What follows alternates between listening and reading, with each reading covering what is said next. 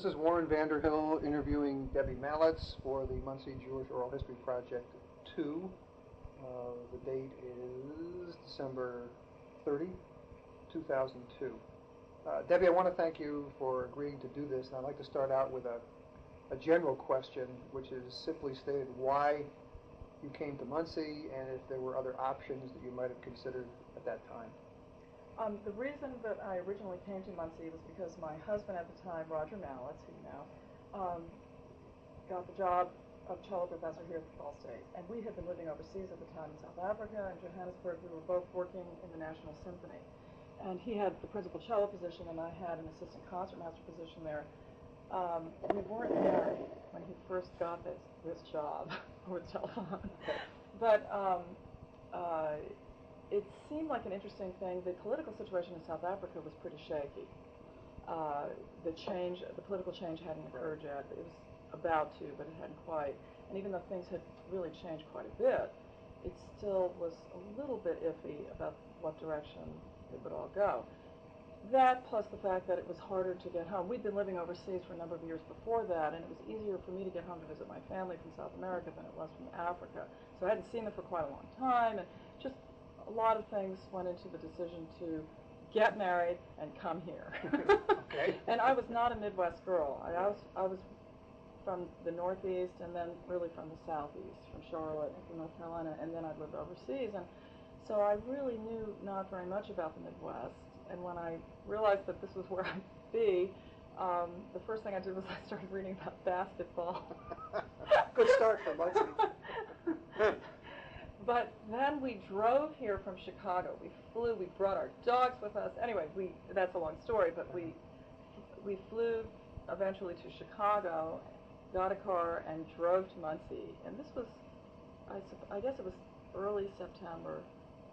And it was all cornfields. Yeah. I just have this memory of driving through miles and miles of cornfields until we got here. And in those days, I mean, we're talking 17 years ago. It seems like a long time to me. It was even smaller then than it is now. It's much more developed now, so it really seemed like a small college town in the middle of a bunch of cornfields. So when you came here, you hit on that a little bit in your previous remarks, but just in a kind of generic fashion, what did you think of the community? Well, one of my first experiences was after we bought a house, for instance. I'll just talk about two things. After we moved into our neighborhood, which is an absolutely straight middle-class neighborhood, integrated, which was kind of neat. I was really amazed at that because I'd been coming from an environment where I was completely in a minority. There were just millions of blacks, not thousands. Yeah.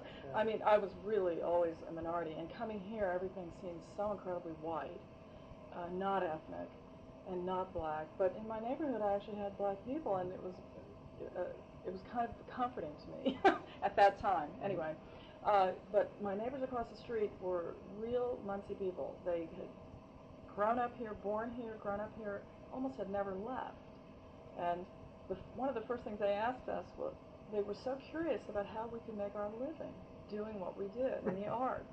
They didn't really have a concept that we could actually do something like that and make a living. Maybe they were right. But anyway, that was a kind of interesting thing. I'll never forget that because I had to explain that to them. More than being Jewish. Right. More than being Jewish, they were more curious about the art thing than they were about the Jewish thing. But that also came up. But not in a bad way. I mean, they were just curious. And the university situation, it was different from the orchestra situation. It was a bit of a shock to us. Even though I'd been kind of groomed when I was younger to go into an academic thing and to be living that life in a university, I actually found myself living a different life, being a professional musician. Mm-hmm. And in an orchestra situation, you have a whole different social group. And people, it's a little more laid back, it's a little more relaxed. There are so many people doing the same thing, and yet you find quite a lot of different people, and you can find your way, find a group for yourself. In the university, I found it much more difficult for a couple of reasons.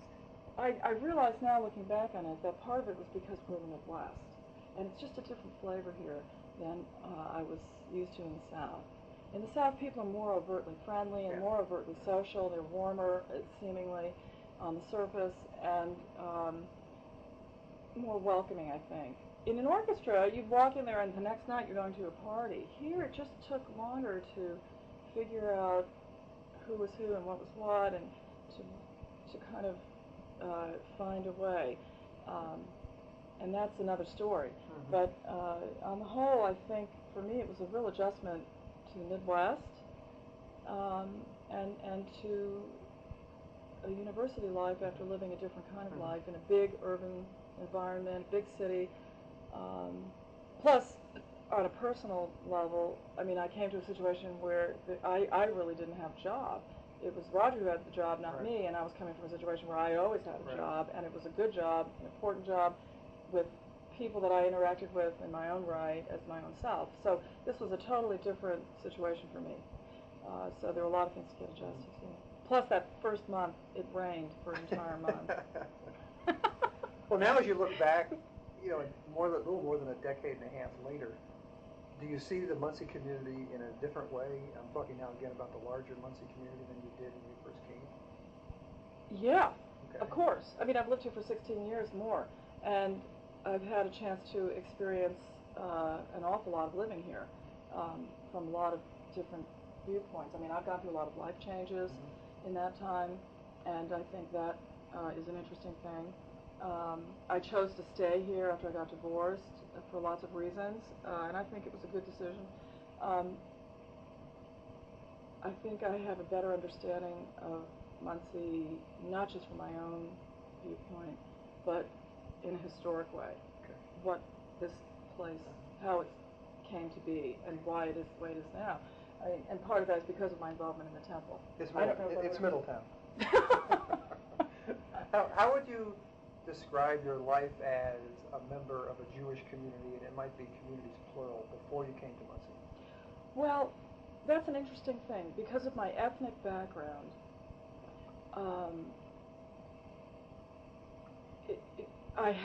I was raised in a Jewish family. I mean, I'm Jewish, and I was born Jewish, but with my ethnic heritage, my mom is Japanese, my father was Jewish, and my mom converted before she married my dad in Japan. Right. So, and she did it because she felt very strongly that since she was coming here, she really wanted her children and the family to have a real identity in one way.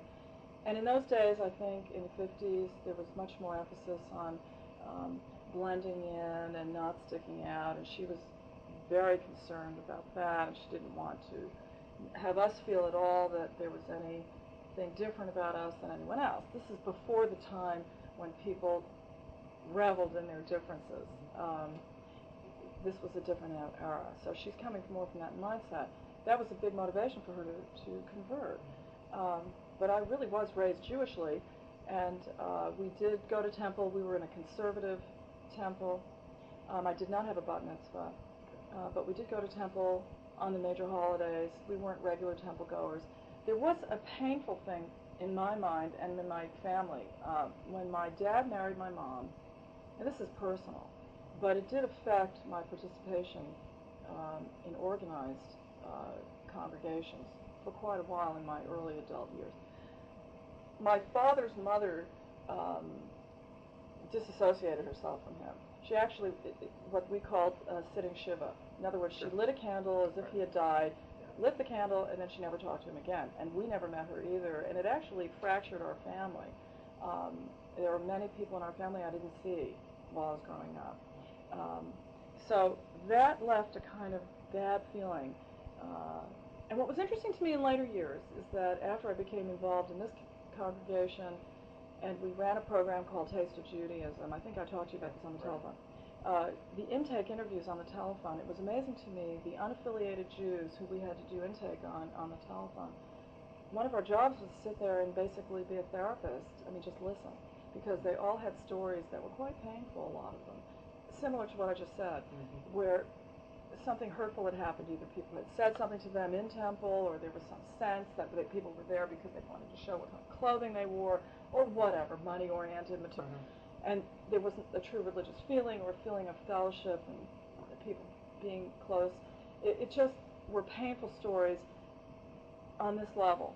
And because of my experience, I had insight into why people might fall away from an organized situation. So I was able to listen to those people. In any case, it really was a painful thing in our lives.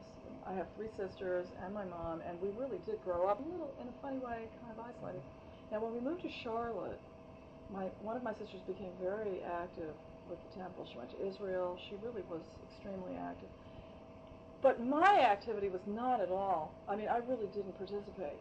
I had a dream in those years because I had read a book called Only in America by Harry Golden. Oh, yeah, sure.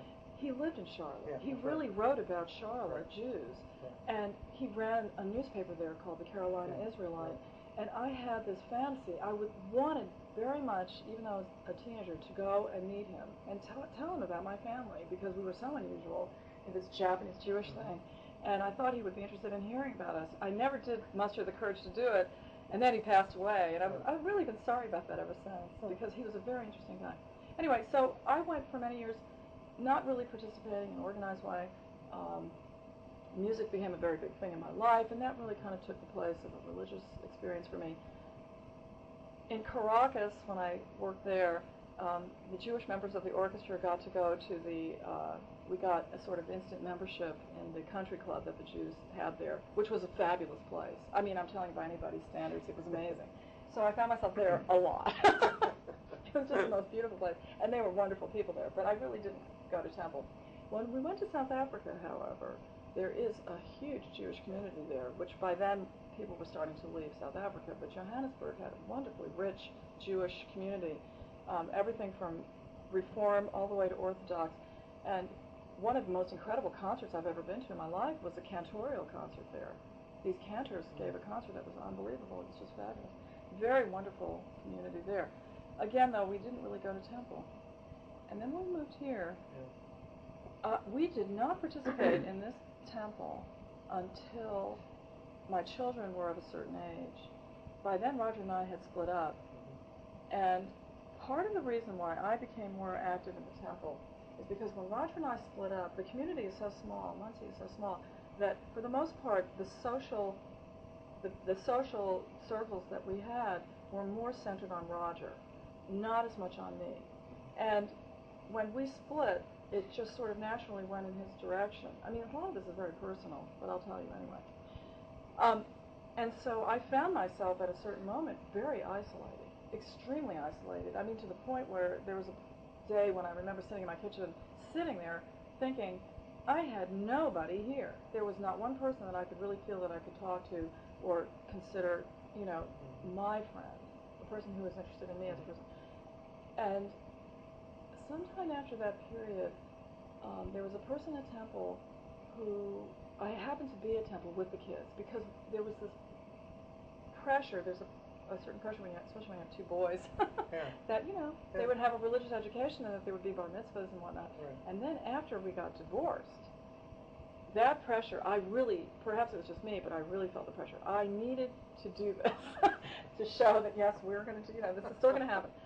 I'm being very honest. Yeah. So I found myself in Temple more often, and by being there, I met Fred Terman, and he convinced me to come and help him with this anniversary party that they were putting on. Working together with him and some other people putting this thing together is a very happy occasion. And it was a lot of fun. It was a wonderful thing for me. It was very, very therapeutic. And I discovered that I could center my life to some extent at that period, socially even, just socially, there. Because I found wonderful people there that I had a great time with and that saw me as a person separate from other things. And from that point of view, it was extremely valuable to me. It was just a wonderful thing. And that was the beginning of my participation then. And I think that was also a period of change for the temple. Because until then, they had gone through some very tumultuous years, politically and culturally, within the congregation. There was a shift going on then that I don't think people really saw it clearly then, but looking back on it, perhaps I see it now. There was a shift from that merchant class. That population was aging and or moving away. Yeah. And what was supplanting it were people like me, Yeah. or hospital people, university people. That's your theory, and then other people like me. Outsiders. Well, whatever. It was just something different, Yeah. and younger. Yeah. Yeah, that has a lot to do with it. You know what was interesting too? I mean, I don't know if anyone else has told you this, but within Reform Judaism, there has been a huge energy in this generation, baby boomers and younger. As the older generation, Marty's generation, they express their Judaism within Reform through social action, unions, political Right. activity, social causes, Yeah. and that's wonderful. That's still a huge part of Reform Judaism.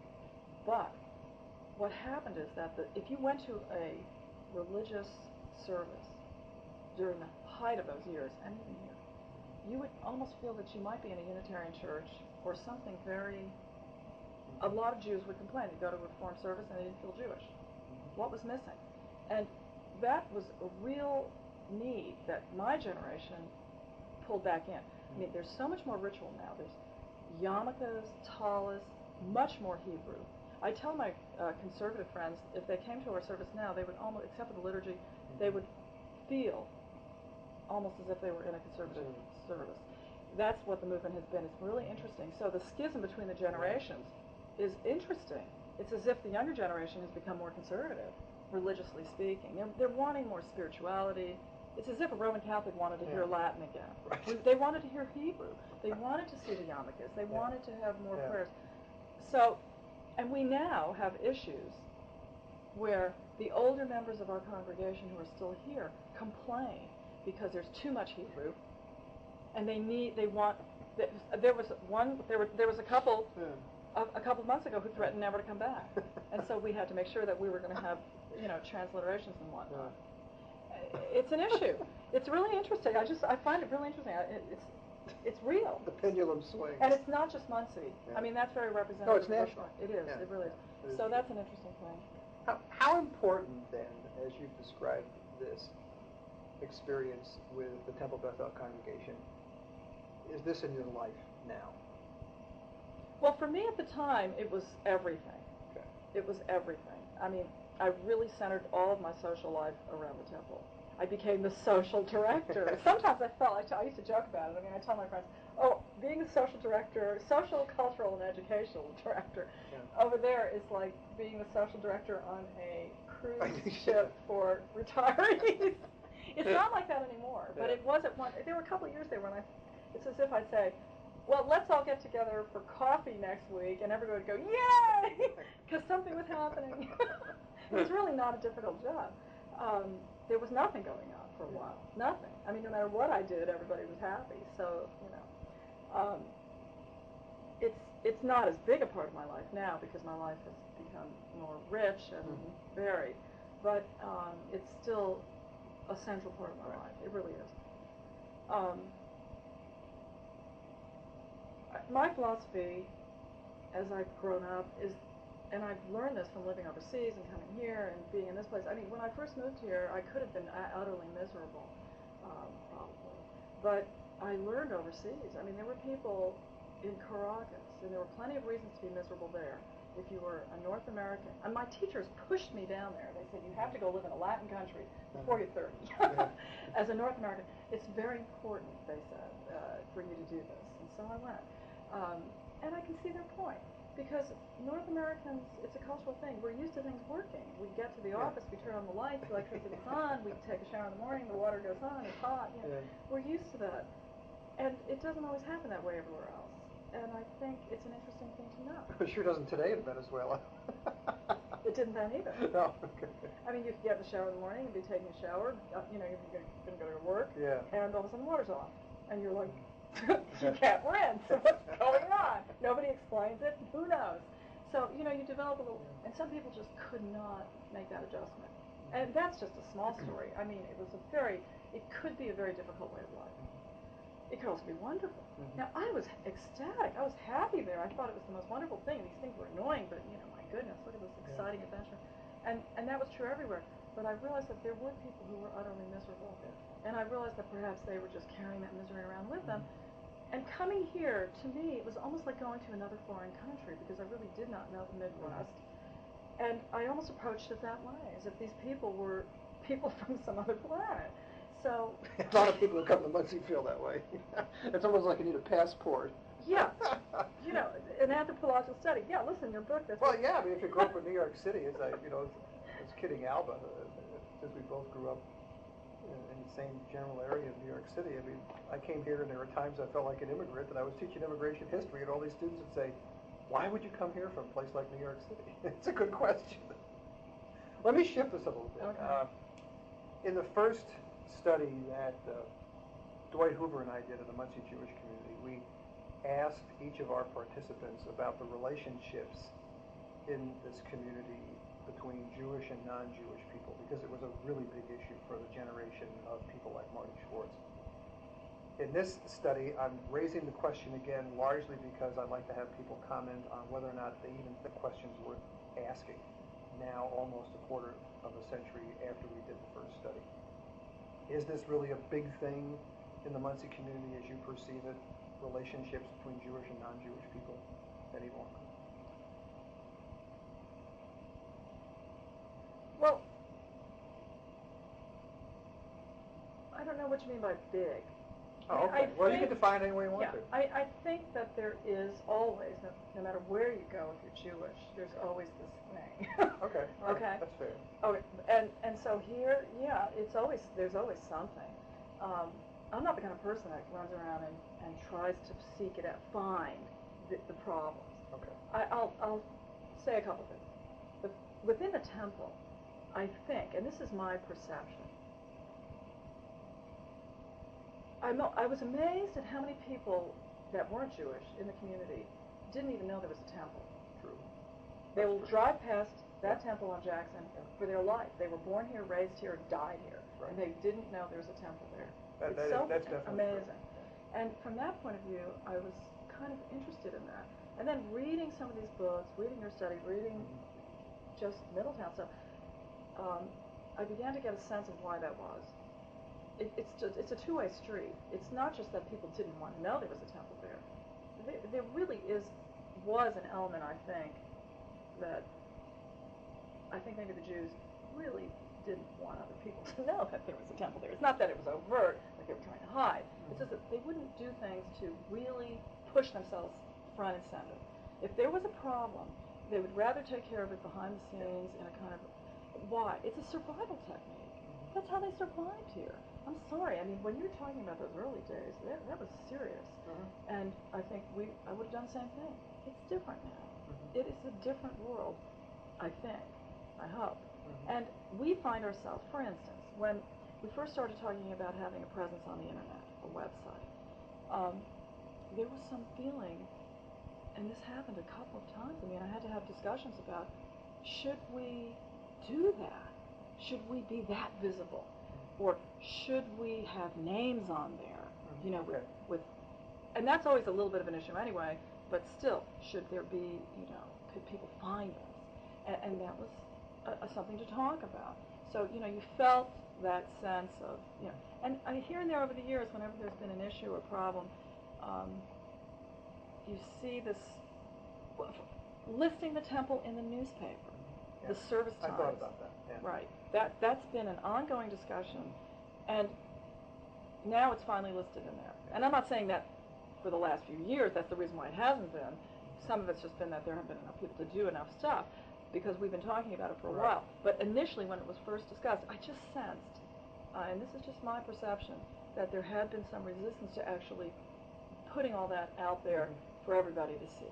There's much less of that now, really, with this generation. Well, let me carry that one step further then.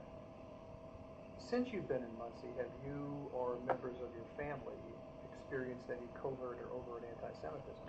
Well, my kids go to Burris, and they're two boys. One is in high school, the other one's in middle school, and they've been going to Burris all these years. And they basically have been almost the only family of Jews there. A couple of other families. There's one other family, two other families. I'm counting out loud. A couple of other families that are. There might be three other families that are Jewish, and so they are definitely a minority, and they have felt it. Okay. Now, before Nathan, my older son, started kindergarten, my friend said, come to Burris and come see the holiday program just to see what Burris is like. Yeah. So we went to see the holiday program, and the theme that year, and Nathan hadn't even started at Burris, was finding the true meaning of Christmas for the baby Jesus. Yeah. That was the name of that particular program that year. And I sat through that. Then all my friends came out afterwards, and they looked at me and said, "What are you going to do about this? What? That was shocking. What are you going to do about that?" And I looked at them. My eyes were like saucers. And I said, "You want me to do something about that? Think about that. I'm supposed to march in there. I'm the Jewish person. I'm supposed to go march in there and ruin everybody's good time." I said, if you felt strongly about that, go in and say something. Why don't you go in and say something? I mean, I'm happy to say something, but I haven't even started school year yet. I always am so amazed. I mean, I'm supposed to march in there and ruin everybody's party. So I was kind of surprised. And that has never occurred to that degree again, but it's always there to a certain extent. And the kids have had to deal with all kinds of overt stuff. You know how kids are. Look, I had to deal with that growing up myself, just the Japanese stuff. Yeah. That part of it is just part of being in the world. We're a minority, and that's just all you have to deal with that. But I've seen lots of instances of tremendous sensitivity too. I mean, there have been some fabulous teachers and some people who've just been really wonderful. So it's been a mixed bag. It's been a mixed bag. It's certainly not a large urban environment where people are used to ethnic diversity and lots of different religious faiths. It's certainly not that.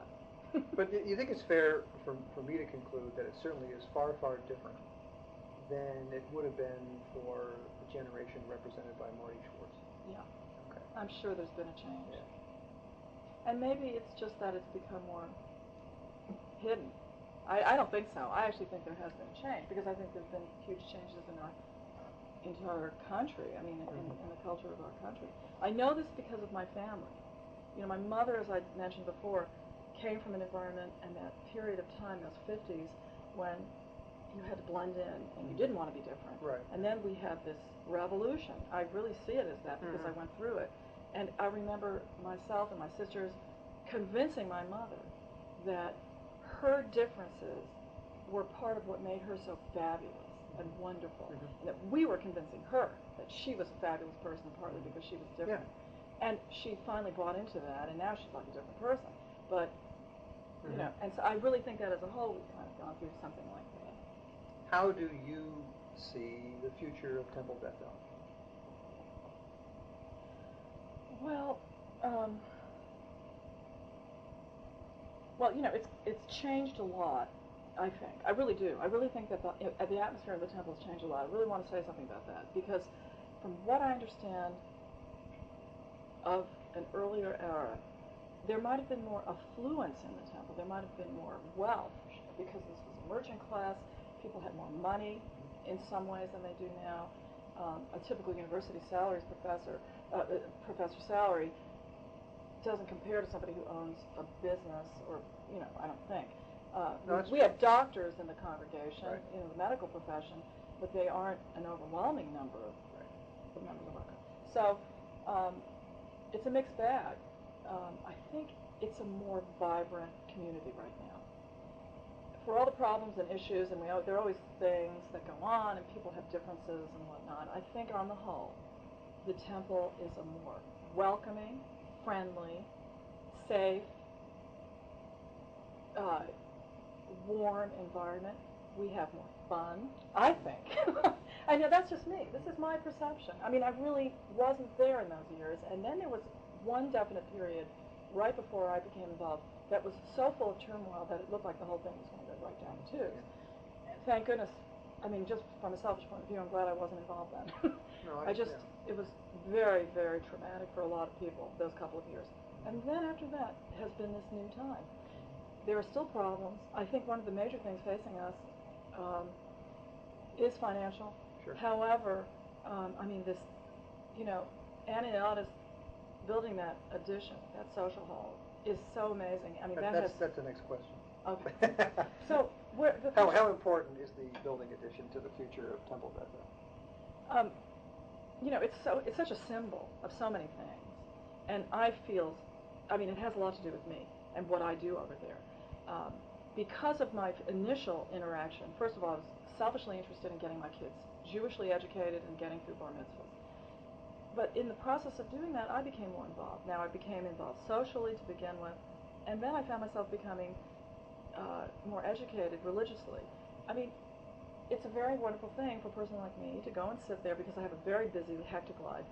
And it's a wonderful, peaceful place to sit. And I found myself sitting there. And at one point, and this is very personal, even though I felt myself to perhaps not have as much religious feeling, I remember one time sitting there thinking, you know, there were so many people who couldn't be here. I mean, there are millions of Jews who were killed, and they can't be here even though they would love to be. Just out of respect for them, I should be sitting here for them. I mean, it's just almost a respectful thing. Forget religion. So from that platform, I actually was able to finally feel not hypocritical about sitting there, but actually feel good. And then from there, started to actually learn more. So I don't feel at all like a hypocrite or at all ill at ease there from a religious standpoint. I think financially the temple has to face some issues. I think that one of the big questions for us is this question of perhaps trying to get a full-time rabbi. The student rabbis, that's been a very interesting experience. We've had some very wonderful people. We've also, it's been a mixed bag. For the most part, they've been pretty good. I mean, it's amazing. Nobody comes out of that school who's not able to do what they're supposed to do. I mean, they're all highly intelligent people and well-educated, and most of the time, very nice people. So sometimes it's just a chemistry thing between the congregation and that person. But they're students. They're students, but you know, don't forget they're not like students, freshmen coming into Ball State. No, these are right. students Sure. at a different level. Yeah, they're theological students. Now, if I had some personal issue, I'm not going to go to some 30-year-old and talk about some family problem or something. I don't feel as, you know, and I can imagine that for someone in their 60s to get some, perhaps, personal advice or something, that might be more difficult. I mean, some people have different attitudes about that. But that is a big thing, and it is a big question, and it's something that we're really talking about now. Yeah, I mean, the idea of having a shared position, somehow working on something with Ball State, would be so fabulous. I mean, that is such a fantastic idea. Yeah, it is. That it has really kind of taken over the imagination of some of us, and we keep that alive. So that's a big thing to think about, and it's very energizing. I mean, we hope that if that did work out, that would be the right kind of person, you know. But still, that's a great idea. So that gives us some energy. And I mean, what I do over there is I basically try to think of ways to have fun, parties, Fair enough. social activities, and so having that building has been a tremendous thing. Number one, because I was involved in it, and because people knew that I mean, something we haven't talked about today is music. This is an incredibly interesting situation, this congregation. I mean, we have tremendous amount of musical talent in that little... Yeah, you do. And a lot of it is so fantastic how it's woven into the services and just the life of the congregation. And I think people here maybe take it for granted now at this point. They don't even realize how special it is until they go out and go to another service. But we really do have amazing stuff. And I feel absolutely, as a violinist, I feel really honored because I've had pieces written for me. You know, Rafe is just a fabulous person. He has this incredible background that he brings to us. And he's written pieces for me. I mean, it's just the most fantastic thing. And we have these special services. So even just from an artistic standpoint, it's been very fulfilling for me. And that room was built so that acoustically we could do concerts there and they would sound great, and they do. So, yeah, no, that's an incredible thing. So it's very important to the future of Temple Bethel. In my eyes, and it has been. Because, well, before the environment was this basement, which had been fixed up as well as it could be. But it really was a rather dreary place. And to have this really lovely room where we could have bigger functions. For instance, I mean, one of the things that I do there is this dinner and a movie. We bring a dinner in, and then we show a movie. We get this huge screen TV with a great sound system, and we watch a movie. And we're going to be seeing, next month, we'll be watching The Harmonists, which is a very interesting movie about a close harmony singing group in Nazi Germany. It's a true story. You should come. Yeah. And it's a great evening. Even though there is a Jewishly themed movie, it's, you know,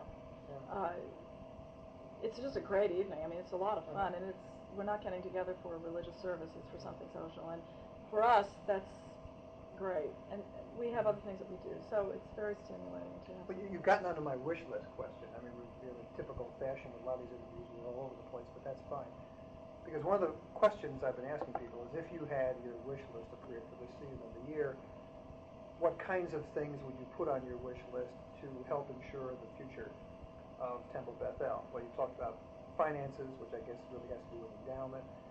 You talked about a full-time rabbi, which certainly was an issue when I did these first set of interviews almost 25 years ago. But I think it's now at the point where there really are people who are trying to put together something that perhaps in concert with the university might lead to a Absolutely. solution. You know, you see, the issues then, I can see why it was perhaps more important, whether people wanted to admit it or not, that they have a country club. Yeah. It just stood for so many things, Mm-hmm. I'm sure. I can tell you stories Right. later. Being able to go to a country club. Yeah. Look, it means something, and I'm not a person to say that it doesn't. Well, I don't think it was really ever a choice. I think that going back to the conversation we had before we began the interview, it's just that one scholar set this up as an either or. And I think that the people that I interviewed, again, of the Marty Schwartz generation, told me emphatically it never was an either or. It wasn't that we have a choice. Uh-huh. And the choice is we'll spend our money to employ a full-time rabbi, or we'll spend our money to have a country club. And that I think, was a false issue. And because it was set up that way and got into print, there were a number of people who were upset about it. Yeah. I just think that, you know, my late father was a Dutch Reformed minister in New York City, and so I grew up seeing what having a spiritual leader of a congregation means on a 24/7 basis. And so that's what I'm reading into this, that people would really like to have a person here who 24/7 is the spiritual leader of the temple. You know, I just want to say something else. Yeah. It's really important. There are a couple of things that I don't want to miss, and that reminded me of one. You know, because we've had this vacuum of a full-time rabbi, Right. other people have stepped in to kind of fill the void. Yeah, true. And as Sure. they've had to do, and we've been incredibly lucky because we have this cantor, Yeah. who has kind of filled in the breach. I mean, he's become I forgot what he's actually become certified so that he can actually officially do certain things. He's para-rabbinic, Right. and he's gone to Cincinnati and had this training. So not only does he fulfill cantorial duties, but he can also do funerals and other kinds of services, you know, in the absence of a full-time rabbi. And on a personal level, it's been very important because when Roger passed away, if he hadn't been there, I think it would have been so much more difficult for me and the boys. He was there just in a way that I can't even describe. So you're right. It's really important to have somebody there. Now, because he's there, I mean, he's one of the ones who is the most energetic in terms of trying to get a full-time rabbi. Right. So there's no problem there. I mean, he's a wonderful person.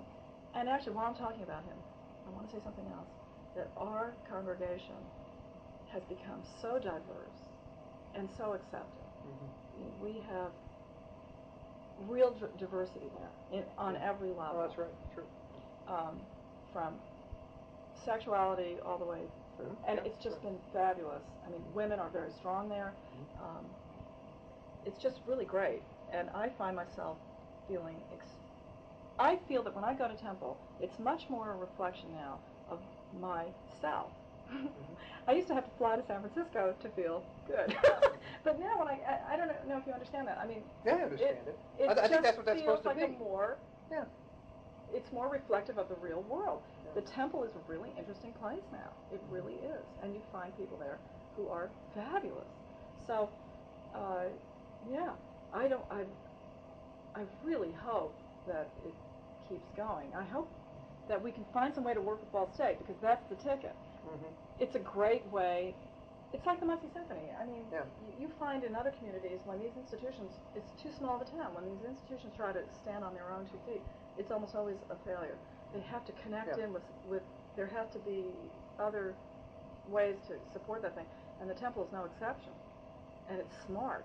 Yeah. Well, it's part of the larger, I think, need to have stronger town-gown relationships in the community than has been. I mean, however you want to put it, And it's really, it would be good for the university too, because it seems to me that if they had a religious studies professor who was teaching a course in whatever aspect of Judaism, it would probably be nice to have it be someone who actually No, I is agree. Jewish. Yeah. So from that point of view, even there, I mean, it would seem to make sense. So we're hopeful. As I think I indicated during our earlier telephone conversation, my working hypothesis for this study is something that goes like this. If it were not for Ball State and Ball Memorial Hospital bringing these many talented people to the Muncie Jewish community, there might not be a Temple Bethel in 2002 or as we get nearer to 2003. What do you think of that? If you pulled all those people out of there, who had university connections and hospital connections, there might not be a lot of there. Yeah, I mean, but how else could it be? Because the merchant thing has fallen away. Okay. But if you didn't have a hospital bringing people here, and you didn't have a university bringing people here, would there be enough there to ensure the survival and the future of Temple Bethel? Obviously not. I mean, okay. That's so clear. I agree. Okay. I'm a little bit curious. This is a serious question. I don't know if it's because we're here in this part of the Midwest, but I'm always wondering why we don't have more Jews at the university in certain areas, because I don't know what the national numbers are, and I know there are a lot of unaffiliated people. Yeah, that's a really critical point. And there are good reasons for it, probably, from the past, and it's something that always concerns us now. It's something we talk about a lot. And I think the temple has changed in a certain way so that we are more welcoming, and Reform Judaism has changed. They're not proselytizing, but they are quite conscious of outreach. And so we are always looking for ways to draw in the people here who are already here, who are unaffiliated for whatever reasons. But still, I actually wonder what the real numbers are, and whether... I mean, the real Ball State numbers and hospital numbers? Yeah, I'm really curious if anyone's ever actually put that together. Well, probably. And how that compares with other places. Is Ball State underrepresented in terms of Jewish? I'd say probably not, given where it is and what kind of institution it is. I mean, I think that the people who come here, and are those in particular who are involved in the congregation, they're people who in most cases certainly don't have a lot of Midwestern ties. I mean, you've got a lot of people who have come from the East Coast and the West Coast, and they come here because there's a job here. I mean, what really got me on this is in my recent illness, spending time talking to John Iliades, who was my surgeon, talking about the area of Queens where he grew up, where I grew up, where Alba grew up. And, I mean, how do people end up in Muncie, Indiana? Well, in the case of Ann and John, they didn't want to raise their children in New York City, and they wanted to come to a place where she could practice her specialty in medicine, and John could practice general surgery. It's as simple as that. And here was a hospital, a medical community, Cardinal Health Systems, I guess as it's now called, and they offered them the opportunity to say, John, you can practice general surgery, and Ann, you can practice your area, pediatrics, I think is her specialty, and you can both do this in Muncie, Indiana. Well, I would guarantee you that Ann Iliades growing up in Manhattan and John Iliades growing up in the borough of Queens in New York City never in a million years thought that they would end up in their later lives in Who Muncie, of us Indiana. did? I know. Well, I didn't. I mean, I went to college in the Midwest and went to graduate school in the Rocky Mountain West, and I certainly didn't think that I was going to end up in Middletown, USA. I mean, that's the point, that there are very few people who think that they're going to come here, whether they're affiliated with a university or they're affiliated with a hospital, and more importantly, that they're going to stay here. Yeah. And you're talking about people who are very active in Temple Bethel, who are probably going to be here for quite a while. And I've talked a lot about that with my colleagues in the university community, that you come here as an assistant professor, and suddenly you wake up one morning when you're 50 years old and you're a full professor, and you look in the mirror, this is a male now, and you're shaving, you say, gee, I'm going to be in Muncie, Indiana for the rest of my life. And most people who are academics, I don't know what it was like with Roger, but they don't come here with the idea that they're going to spend their whole career here. They come here with the idea that I'm going to be at Ball State for 4 or 5, 6 years, and then I'm going to move to Michigan State or Colorado or, I don't know, Cal State, Northridge or something like that. But that's a really important point. And I think what happens to people is they get to middle age and they begin to look for a lot of different things that can make their lives meaningful. Yeah. And I think that is unquestionably what's happened to a lot of people with Temple Bethel. That this is a very, very important part of their lives. They have other things they do with their lives, but this is a very important part of their life. You're absolutely right. I mean, you're completely right. But you know, it is the sum total of what everybody brings to it. Sure. It's changed. It's not what it used to be. Mm-hmm. I mean, there are so many diverse people there now, and it's just a Yeah. very interesting place. So It is. hopefully it's Yeah. going to continue to be reflective.